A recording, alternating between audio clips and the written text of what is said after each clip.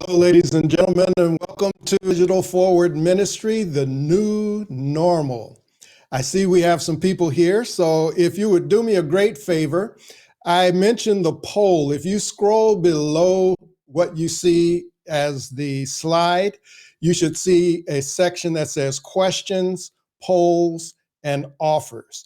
If you will take that poll at your leisure, that would be great. But let's begin by just seeing who's here and where you're from. Why don't you just put in the chat where you're from so we can kind of just warm up a little bit together. I see Shirley Benton here, but I don't know where you're from. So if you could just say where you're from, that would be great just to get us started. And not just Shirley, but everybody. Got it, thanks, okay, great. She found the poll, beautiful. Okay, if you can see the chat window, Samuel Thomas Jr., Columbus, Ohio. Good to see you, Sam. Samuel, I won't call you Sam. Samuel is a good friend, so glad to see you. There's a beautiful woman named Celia from Maryland, and I can talk about how beautiful she is because she's my wife. So thank you, Celia, Samuel, Shirley. Where are you from, Shirley? And others who are here, just say where you're from, and we'll get started in just a moment. We kind of want to just get to know who's here and where you're from. Thank you so much for cooperating with that. What we're talking about here is a digital forward ministry, the new normal. So let's just get right into it. Let me first say that this is coming to you. I see Donald McKinney, Harrisburg, Pennsylvania. Great. This is coming from Apex Leadership Consulting Group, LLC, where I am the founder and the lead consultant. We, as solution experts, dramatically improve individual and organizational effectiveness, and we are glad that you are here. Just to give you a little bit about myself, I'm an ordained minister, been one since 1979, working in the church. I'm an attorney licensed in 3 states of federal bar and the Supreme Court bar of the United States. I'm a certified nonprofit executive, certified nonprofit consultant, certified development executive, certified specialist in planned giving, a certified mediator, and a certified life coach. I have other certifications, but we're really not here to talk about me. I see Sherry, treasurer at Norristown, Pennsylvania. Glad to have you here, Sherry. I'm just giving you a little background because all of my life, literally all of my life, I've worked in the church as a little child with my dad, who was a pastor. And up until this point, despite all of the other things that I have done, I've always stayed with the church. And my burden, my passion is seeing the church grow.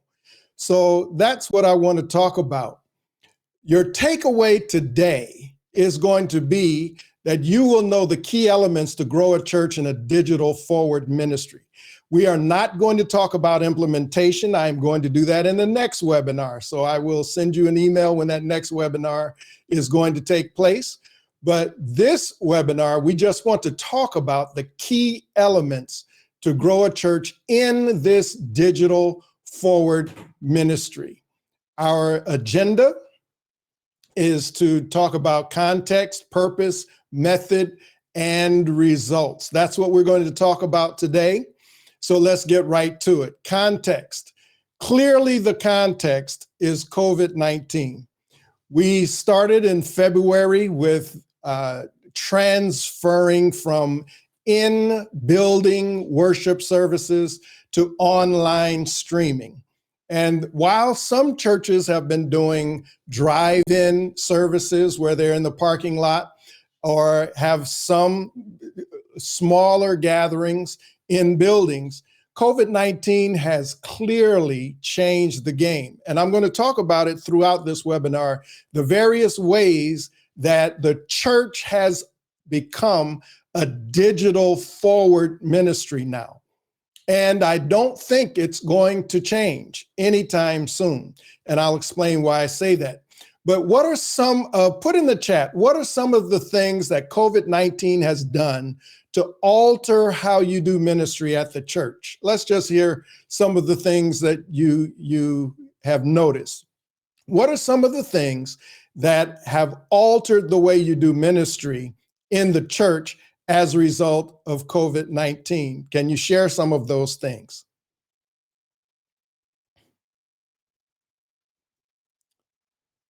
While you're putting that in the chat, I'm going to share some. Number one, many churches have closed their facilities. Many churches and many denominations have closed their facilities. They're continuing to minister, but it's online. It's a digital ministry now. The second thing that has happened as a result, yes, services are remote and virtual. That's what I'm saying. Because of the closed facilities, things have been pushed online. And that has created something, reduced or no visitation, less physical interaction. That's absolutely true. Because we are social distancing, we're being required to stay away from each other to try to halt the spread of a disease. And it's impacting how churches function. So all of this has made church ministry become digital forward. Now, I didn't say digital exclusive or digital only. It is digital forward, though, because most of what we are having to do is having to be done through technology rather than face-to-face because of COVID-19. So let's talk about the context is COVID-19. The purpose that a church exists is clearly one thing, the Great Commission, Matthew 28:18-20. It's to make disciples. Now, I've been talking to some churches recently. Everybody has a vision, everybody has a mission statement, but when it boils down, there's only one thing the church exists to do, and that's to make disciples of Jesus Christ. That's what the Christian church exists to do.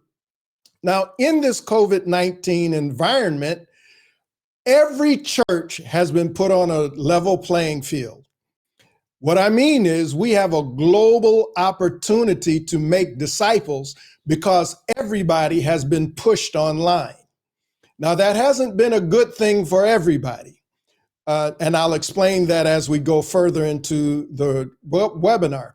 But what we have seen is that the smallest ministry can have a global footprint now.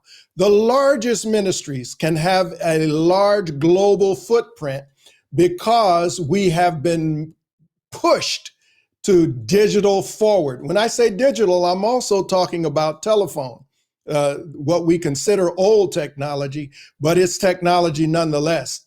That's what we have been driven to. So the context is COVID-19 right now. The purpose for a church existence is to make disciples. What is the method to make disciples to move the church forward in a digital forward context? Well, I haven't found a better statement than this one. It says Christ's method alone will give true success in reaching the people. The Savior mingled with men as one who desired their good.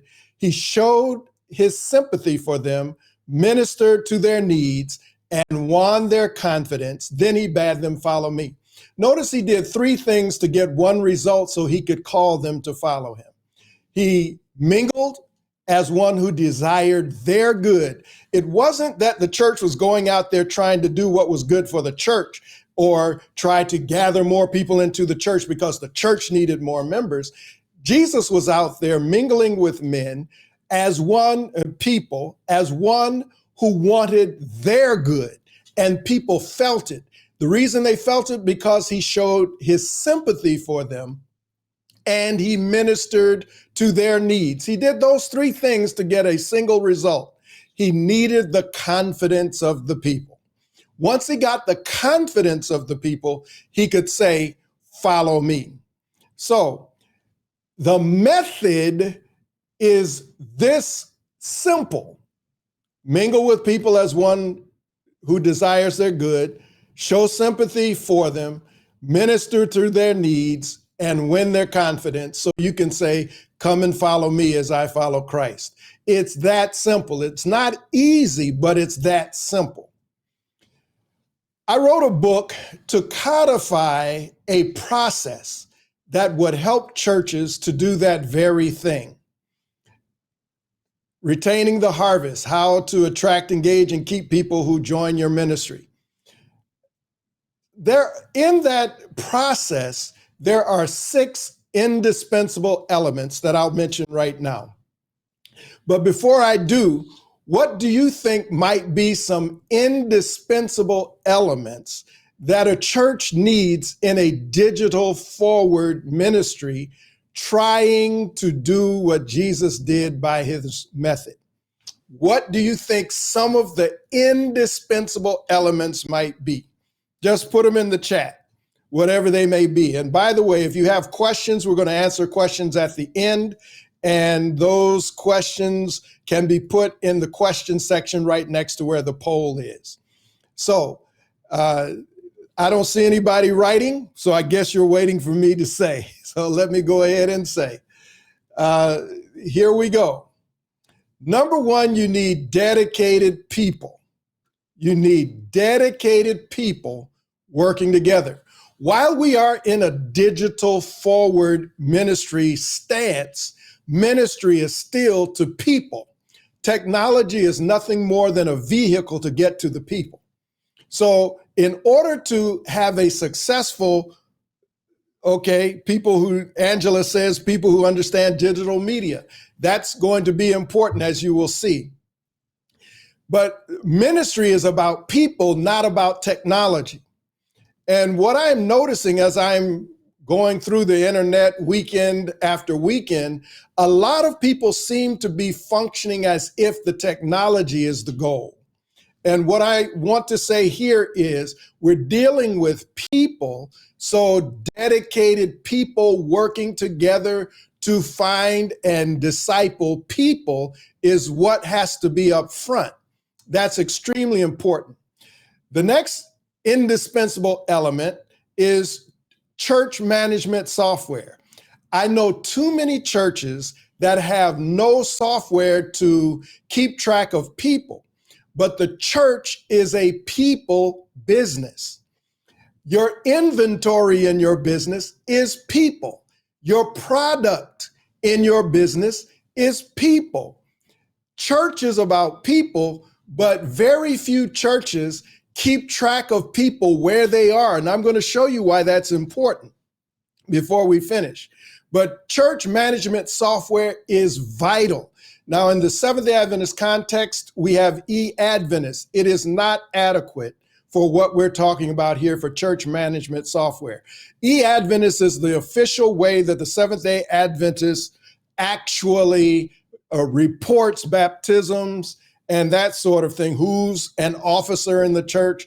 It's a reporting software, but it's really not a church management software that's integrated, so you could actually keep track of people. You can keep track of their contact information. You can keep track of interactions that people have together in the church. Let's say the pastor does a visitation. He can note that he did the visitation, what some of those issues were, what need that family might need. There are various things when people are able to come into your fellowship, either digitally or analog in your building.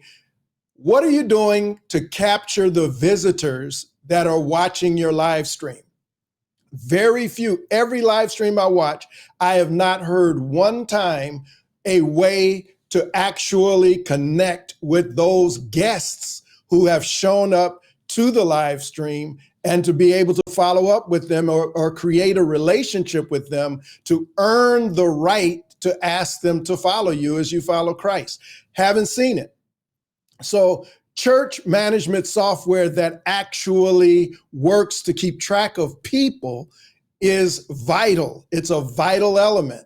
And there are many on the market. I have some of my own favorites, but you need to have a church management software. The other thing is you need other appropriate technology, particularly in a digital forward context. So if you're going online, you need a way to connect to the internet. If you're going to speak, you need a way for the sound to be there. It should sound good. If you're going to have a video, you need a camera. If you're going to have a camera, you need proper lighting. So there's other equipment, technology that you need, but I have good news. You can actually start this digital forward ministry with just a cell phone. If you have a cell phone and an internet connection, you can have a global ministry because you can get on the World Wide Web. But as you progress, there are other things that you're going to want to get to have a better presentation or to be able to do all of the things you need to do to actually have a ministry and not simply an event or a internet show. You need some other things. So we can talk about some of those things. Maybe you could ask some questions and we could talk about that. The next thing you need is an intentional pathway from guest to leader. I cannot tell you, I've been pastoring churches for 41 years. I don't know very many churches before I got there that knew how to tell a person who said, I want to join your church. What do I do? It depended on who was telling them. There was no standard way to join the church. So in the Adventist context, baptism is going to happen and you're going to get a vote subject. You'll be a member subject to baptism. But the next question is, what do you do to become baptized? Well, it depended on the context. If you came in during a tent meeting, didn't have to do much, just say I wanted it in most contexts. If you came in during a church service, then maybe they would require certain Bible lessons or no Bible lessons. There is no standard way of joining the church. So if someone says, I want to join the church, it would depend on who answered the question. If someone said, I want to get involved in ministry, how do you do it at your church? There should be a marked path. What do I need to know and what do I need to do to get involved in any particular ministry? What if I want to be a leader in the church? What do I have to do to become a leader in the church? What we're used to in the Adventist context is every year or every 2 years having an election.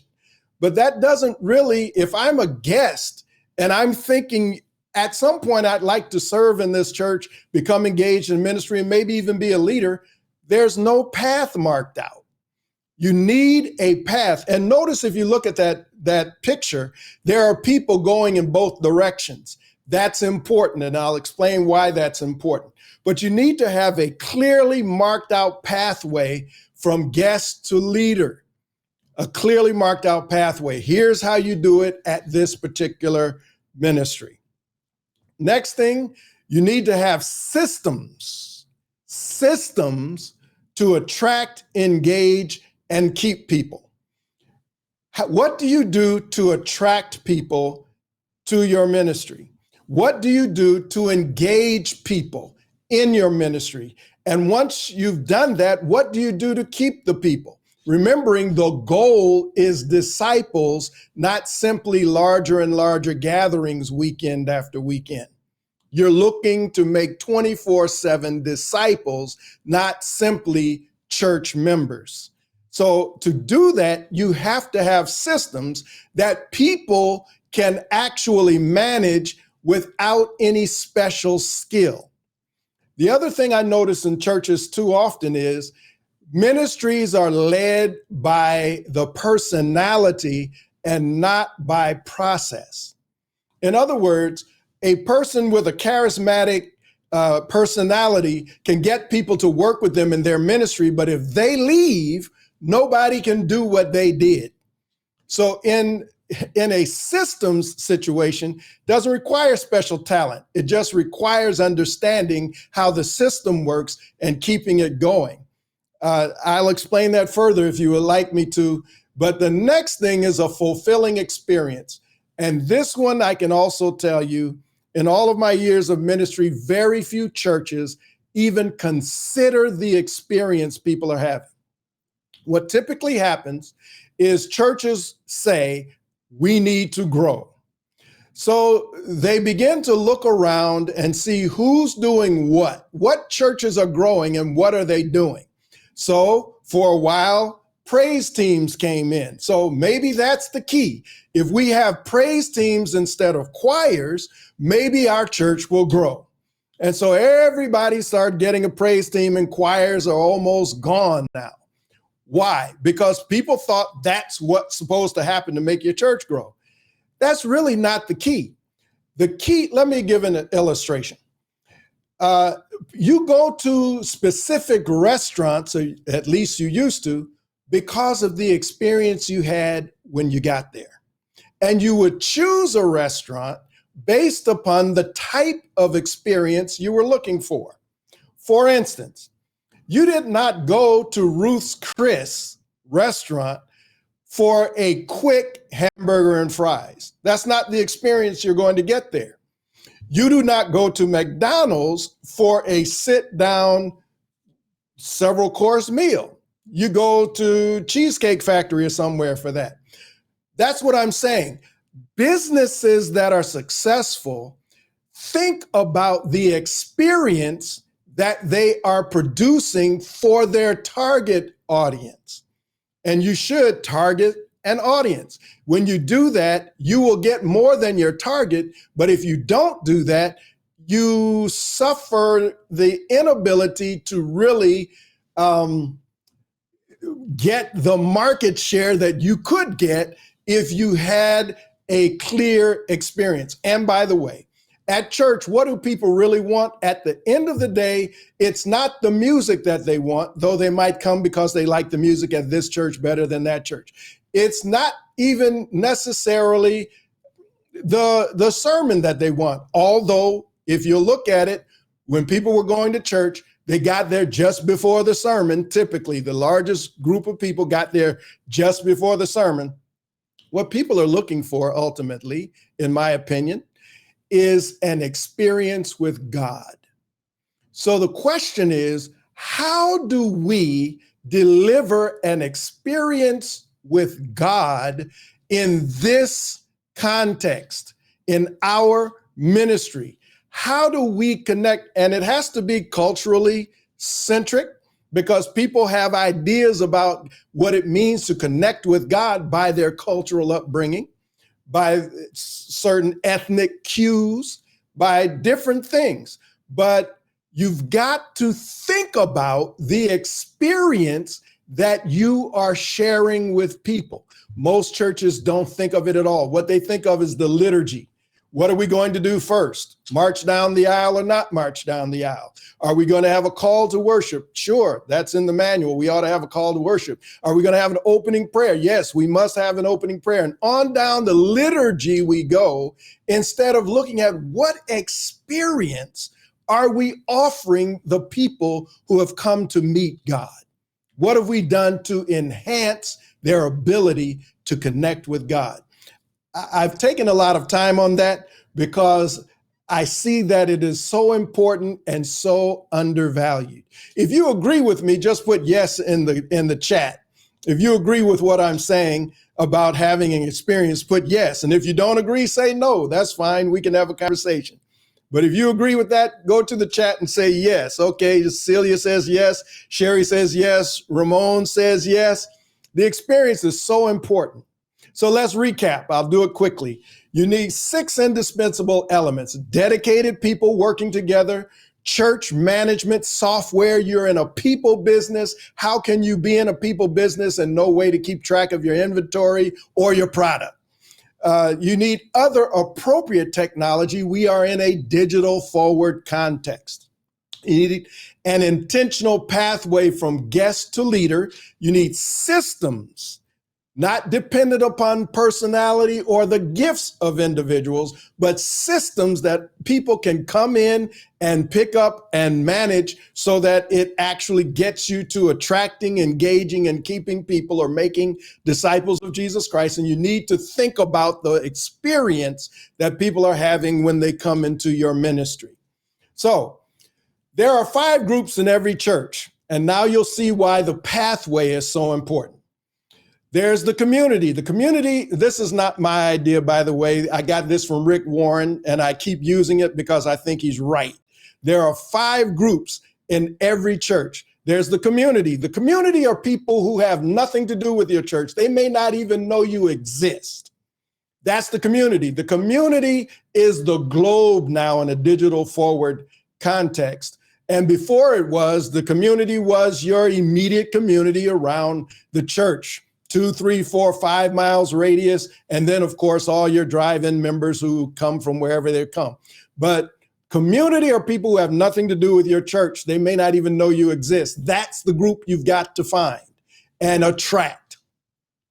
Then you've got the crowd. The crowd are people who show up every now and then. They might be members, they might not be members, but on Christmas programs, they show up. If there's an Easter program, they show up. If there's a Mother's Day program, they show up. Thanksgiving program, they might show up. But other than that, they don't really come. They might come to a funeral, they might come to a wedding, but they're not coming to church on any kind of regular basis. That's the crowd. They could be members, or they could be non-members. Then there's the congregation. These are members or non-members who show up on a regular basis. And what I've discovered in this digital forward ministry, most of our churches are catering to this group, the congregation, the ones you can depend on showing up. Your church will not grow if this is the group you cater to in a digital forward ministry. I'm going to say that again. What I am seeing weekend after weekend is that the digital forward ministry being put forth is a ministry geared to the congregation. Those who are already sold out, they're going to be there no matter if you're online or if you're in the building, they're going to be there. And too many pastors are fashioning the experience just for them. And I've talked to some, and the reason is because they don't want to lose what they have. I'm telling you, you're losing when you do it that way, because there are 2 other groups you have to pull from. And I'm going to answer Ramon's question. There are 2 other groups you have to pull from: the community, which is how many billion people on the earth now, and then the crowd. Those are people who come and go. So community, Ramon, are people who have nothing to do with your church, may not even know you exist, but those are people that you want to attract. The crowd are people who come every now and then. They know you exist. They show up every now and then, but not on any kind of regular basis.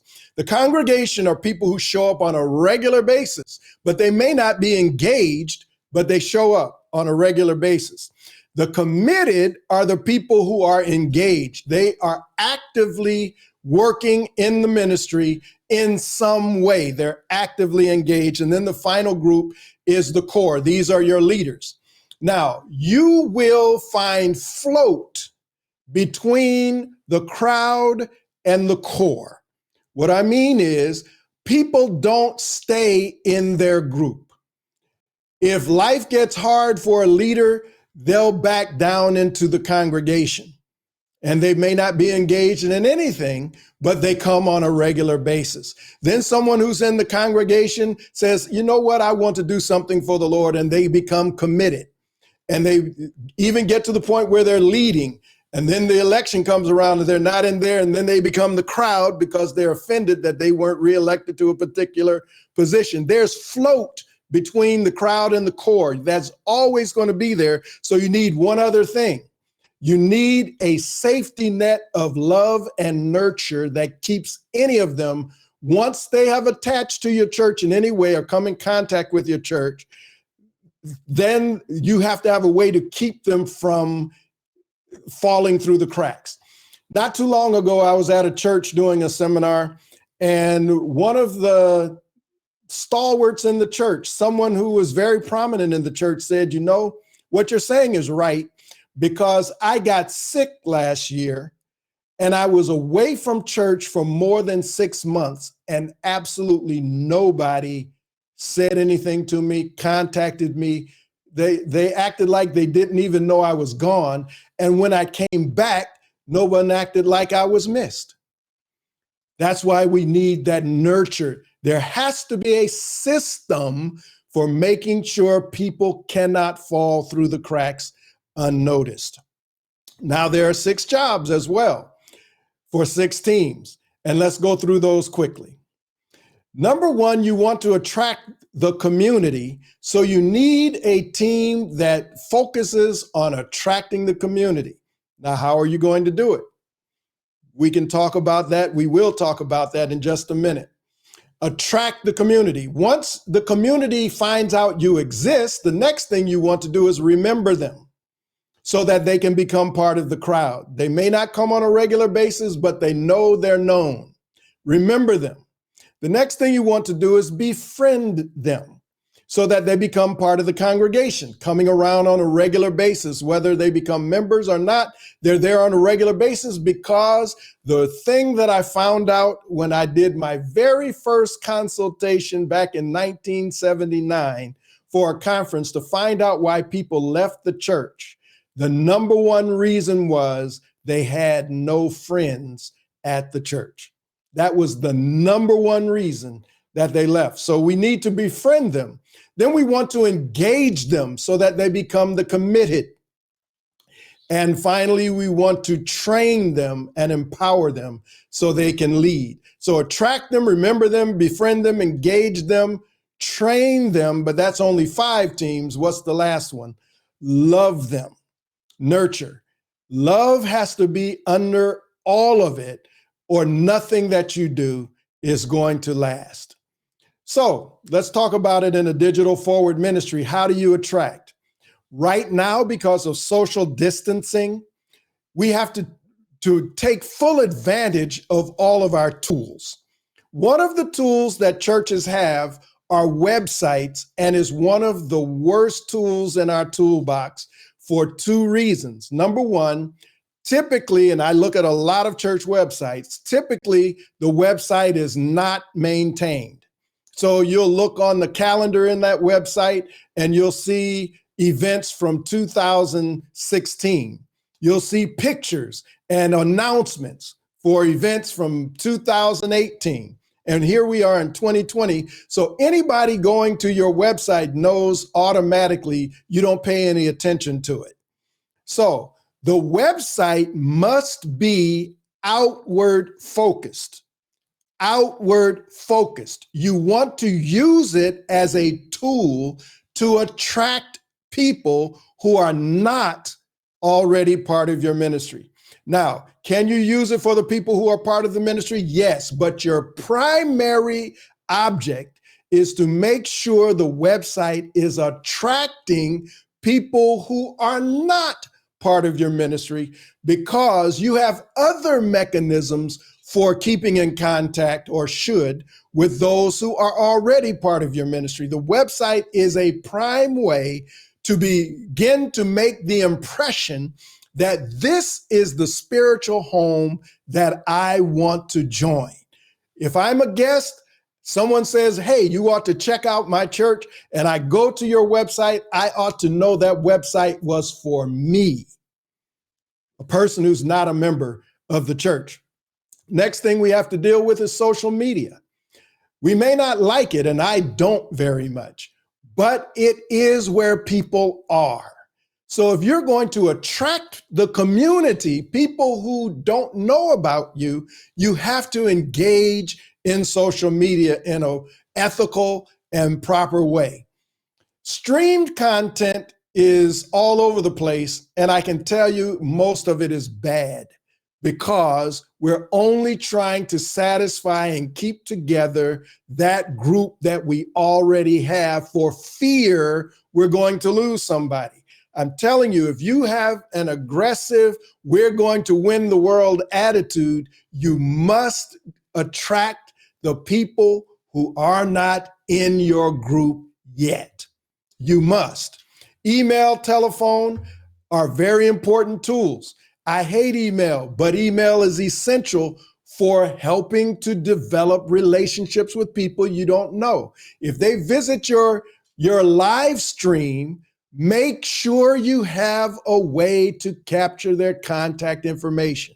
I've written some blogs on some ideas about what you can do when people visit your live stream. They see you on Facebook Live. They see you on YouTube Live. They see you on LinkedIn Live. They see you wherever they see you on your website.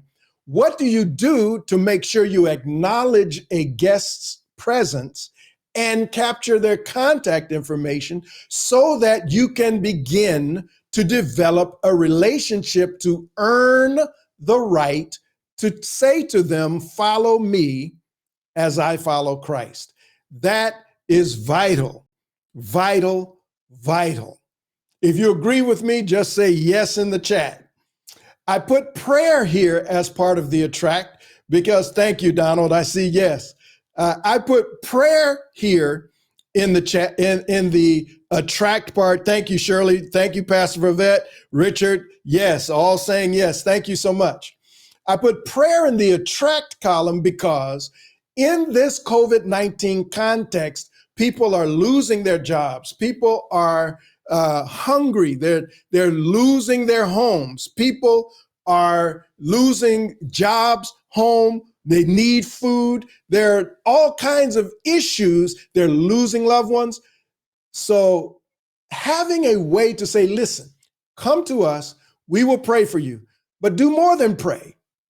You pray for them, but develop a relationship so that you can keep up with them and see how your prayers are manifesting in their life. And when you have a praise report, to be able to share a praise report for the prayers that have been manifesting in the lives of those who've been asking you to pray. This is a way to attract people in this socially distant context. Now, I have to move on.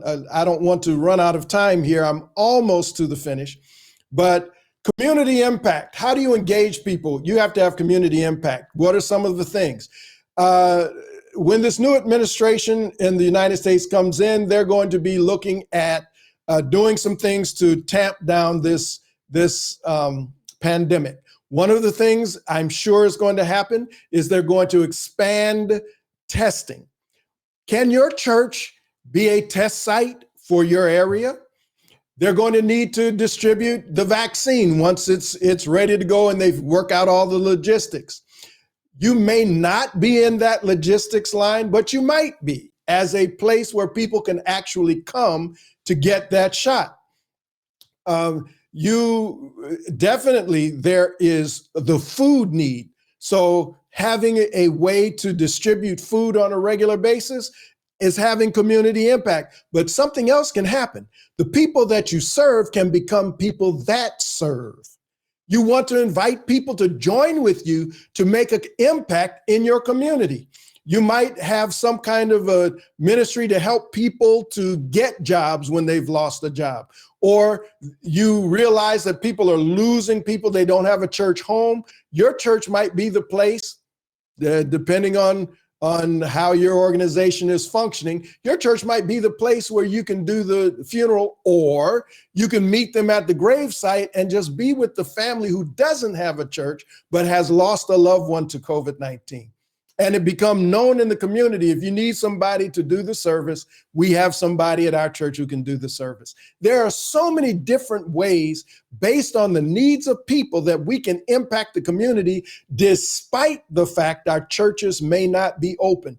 But without that community impact and engagement, we're going to be just spinning our wheels and talking to each other. We've got to follow Christ's method alone. He mingled with the people, felt sympathy for them, ministered to their needs, and that produced confidence enough so he could say, come and follow me.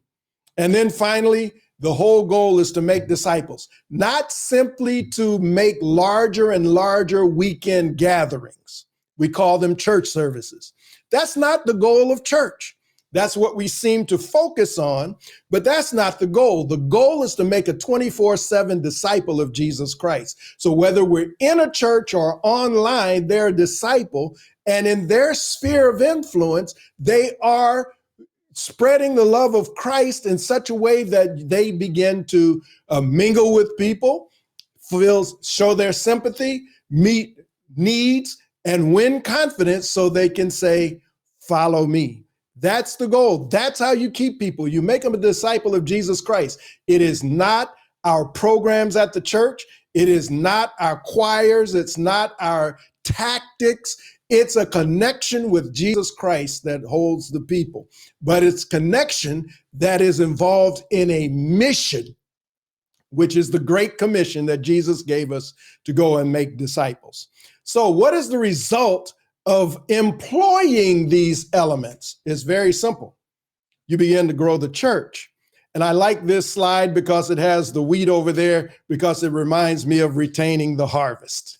So let's do a quick recap. I told you your takeaway is the key elements for a digital forward ministry. So let's recap them now. Remembering Christ's method alone. We keep that in mind no matter what we are doing, what processes we employ. We want to mingle with people, show sympathy, minister to needs to win confidence so we can earn the right to say to people, come and follow me. There are 6 indispensable elements we need to employ in a digital forward ministry. We need dedicated people working together for the purpose of winning souls and disciples to Jesus Christ. But you have to do it in a process, in a system. That's down number 5. You have to do it in a system.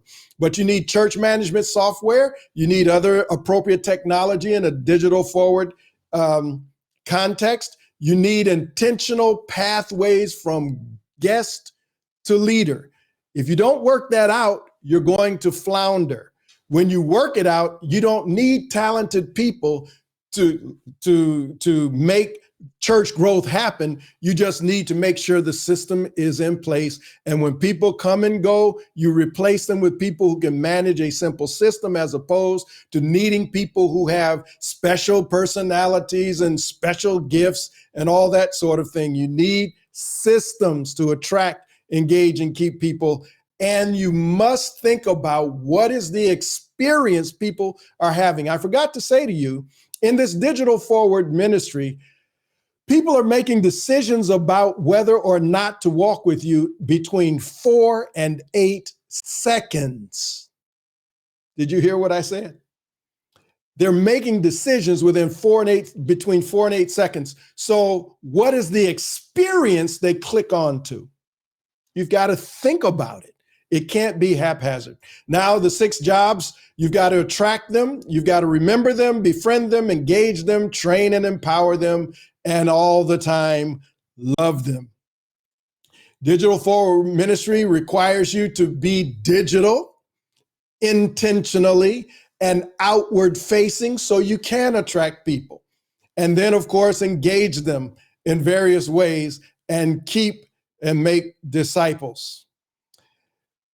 Now, before I turn on this offer here so you can see the offers, I want to ask you, did you have a win today in this seminar? Was there something that actually caught your attention and you actually got something meaningful out of what you have experienced to this point? If so, say yes or say what you experienced, but put something in the chat.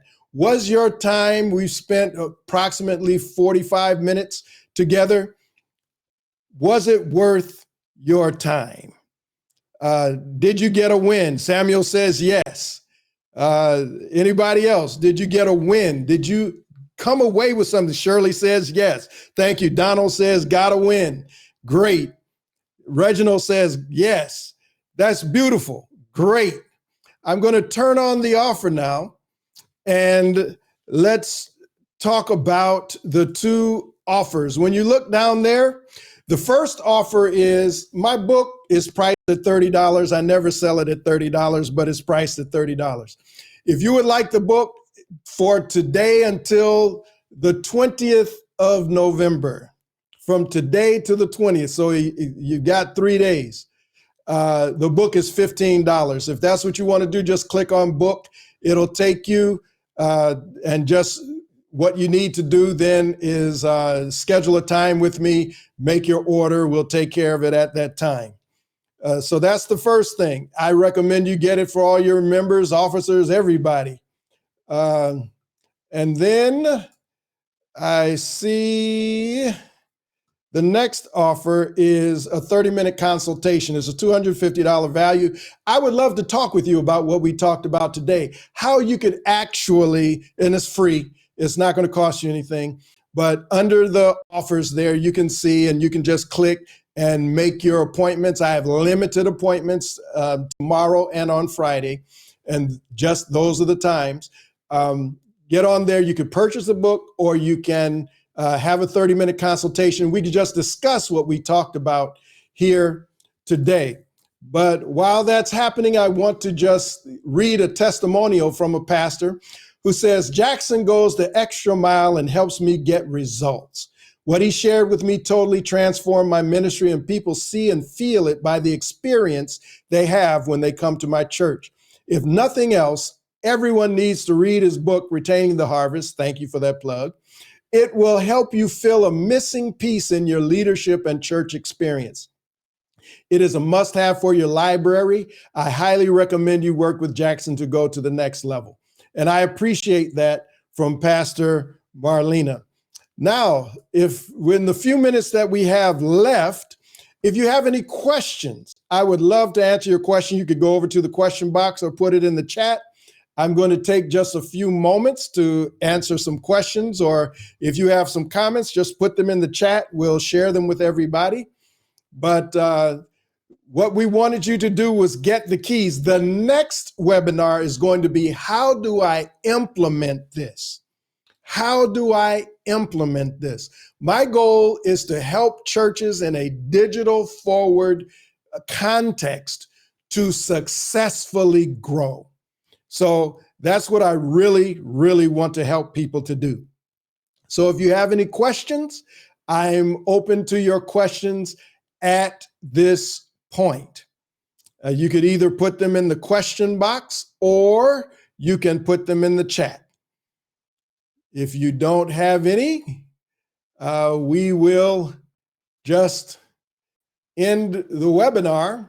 But I want to say thank you so much for being here today. I hope to see you in the next webinar, where the webinar will be how to implement the key elements for growing a church in a digital forward context. I hope you'll be with me at that next webinar. Remember, just a few more moments if you want to actually take advantage of the book discount or schedule a time. Let me just do this real quick so it's easy for you.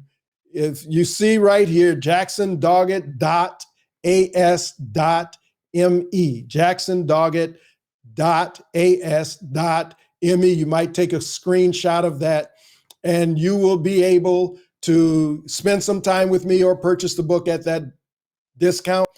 And thank you so much. I look forward to our next time together when we talk about how to implement the key elements for growing a digital forward church. Blessings on all of you.